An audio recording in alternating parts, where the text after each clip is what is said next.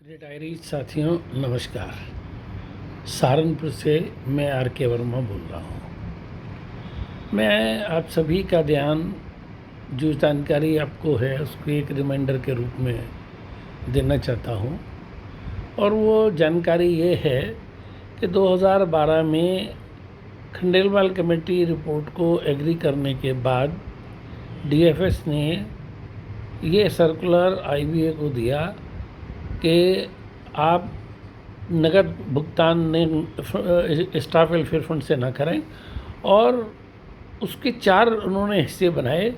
उन्होंने कहा जो 25% पैसा है वो एजुकेशन आदि के लिए खर्च करें, 25% पैसे से आप वर्किंग स्टाफ को मेडिकल इंश्योरेंस दें और 25% पैसे से आप रिटायरीज़ को इंटरेस्ट दें, वो मेडिकल इंश्योरेंस दें।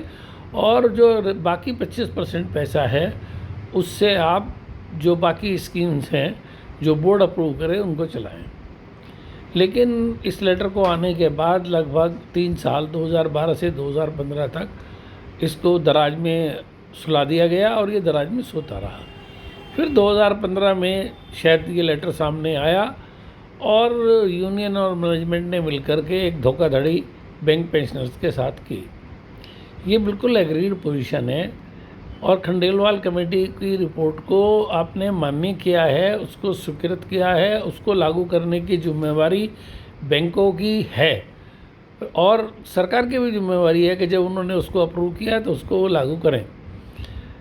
25% पैसा जो आज की तारीख में बड़े बैंकों में तो लगभग स्टेट बैंक में 100 करोड़ और बाकी बैंकों में 75 करोड़ रुपया स्टाफ वेलफेयर फंड में है, जिसका 25% 18 करोड़ 75 लाख रुपए बैठता है। और इतने 18,75,000 करोड़ प्रीमियम में आप लगभग 2.5 लाख रुपए की इंश्योरेंस हर रिटायरी को दे सकते हैं। ये आज की पोजीशन है। लेकिन आप ये ना दे करके रिटायरीज़ का प्रीमियम आपने रिटायरीज़ पर थोप दिया, जो बिल्कुल गलत है। जो एग्रीड पोजीशन है उसका आपने उसको जिसको मान्य किया है उसको लागू नहीं किया है, बल्कि मनमानी के तौर पर आप उस पैसे को दूसरे मदों में खर्च कर रहे हैं, जो वास्तव में आपको अथॉरिटी नहीं है। और इसमें तो सभी बैंकों के खिलाफ कोर्ट को या सरकार को एक्शन लेना चाहिए। सरकार ही ने तो अप्रूव किया कि सब 25% पैसा जो है वो बैंक के जो पेंशनर्स हैं उनकी मेडिकल इंश्योरेंस में दिया जाएगा, जो नहीं दिया जा रहा है। क्यों नहीं दिया जा रहा है?